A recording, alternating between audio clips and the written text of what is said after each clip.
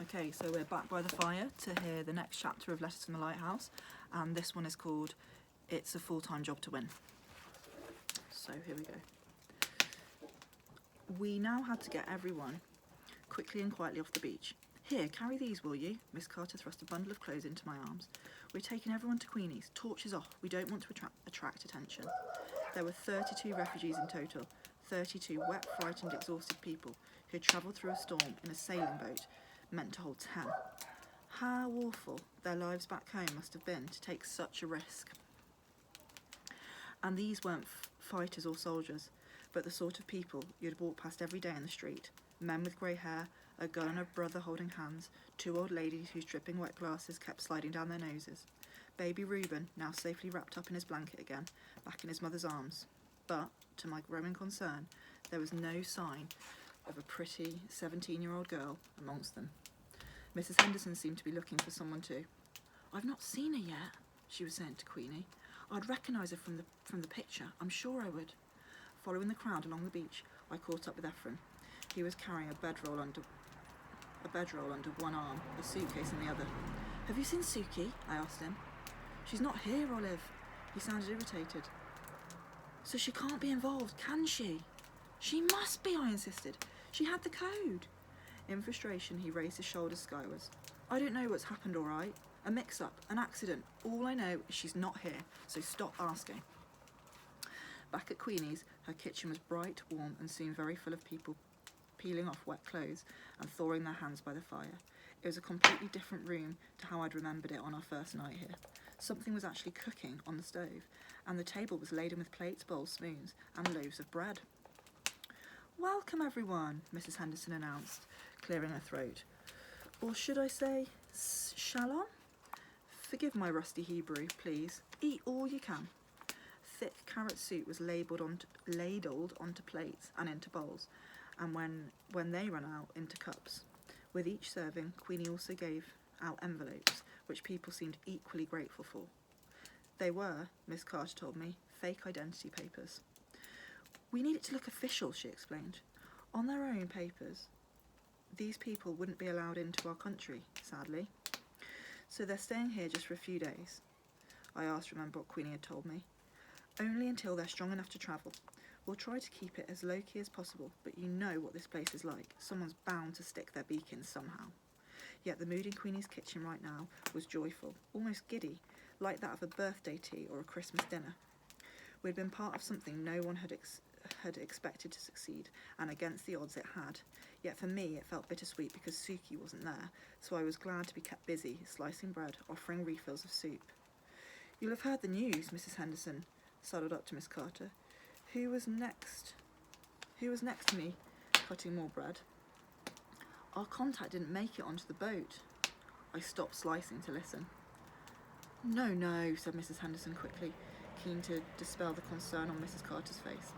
"We've had no reports of a casualty. Apparently she ran off as the boat was leaving. They couldn't wait. They had to sail without her."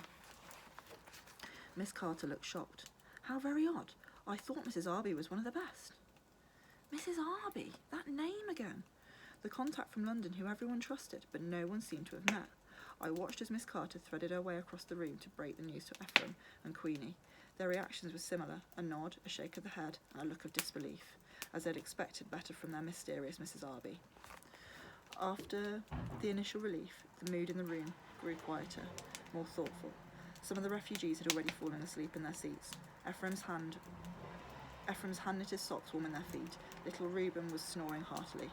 His mum, a lady called Miriam, let me hold him for a moment, and I marvelled at his tiny pink fingers and the jet black curls on his head. "He's so little," I murmured. "Isn't he?" Miriam spoke perfect English. "He's only 5 days old, you know."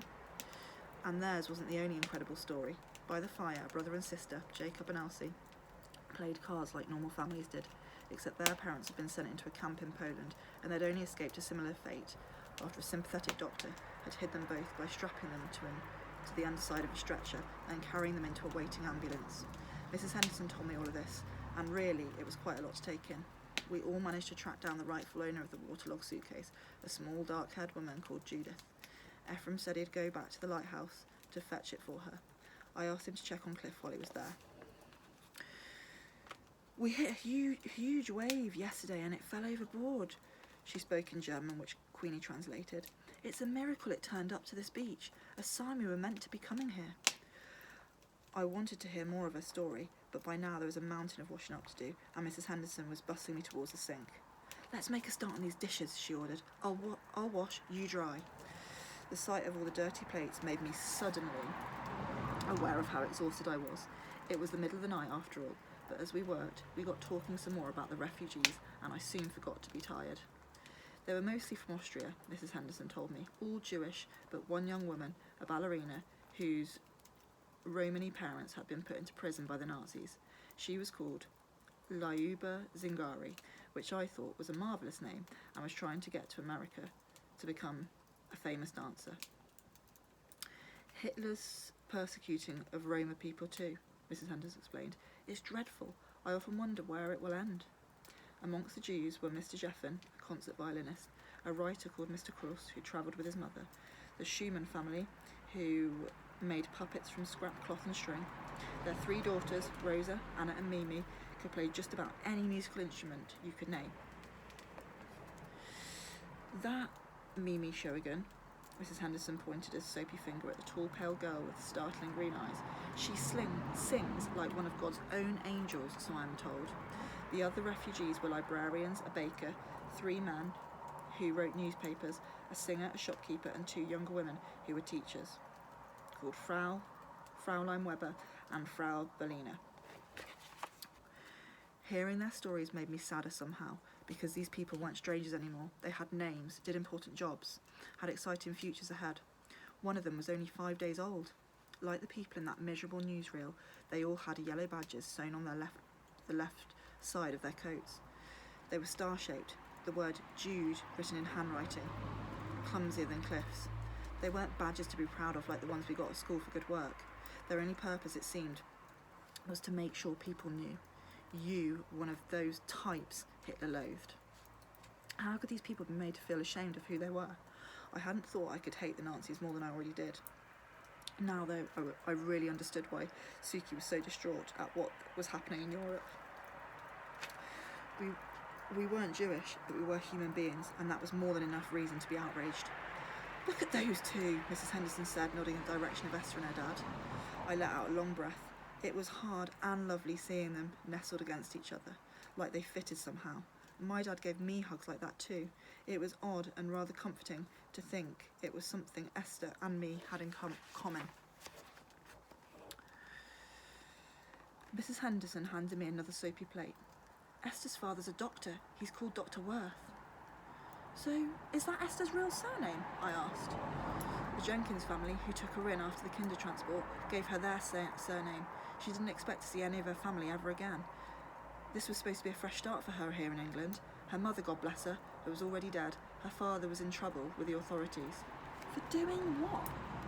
Though I had pretty much guessed the answer to that. He was Jewish. It's just so stupid, I said, drying the plate rather roughly. How you can hate someone just because of how they live their life? Mrs. Henderson sighed. People like to have something to hate. It makes life easier when things go wrong if there's someone to blame. Think about what happened here today with that pilot, Olive. She meant how quickly the crowd turned on him. It was frightening how easily normal, pleasant people got whipped up into nastiness. The possibility that something similar had happened to Esther's family disturbed me. But it's worse than that, isn't it? I said, thinking. The German pilot was a fighter from the enemy side.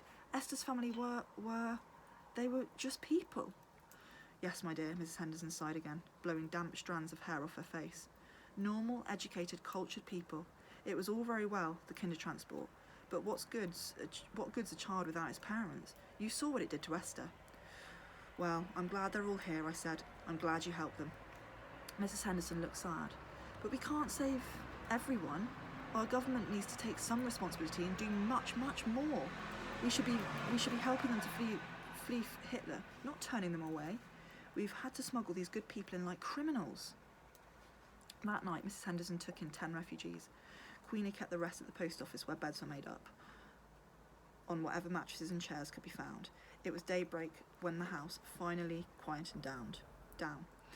You look done in, Ephraim said, handing me my coat. I'll finish up here, you go to bed. The sink was full of dirty plates, but I was too tired to argue, and I felt bad for leaving Cliff, who I'd barely given a second thought to all night.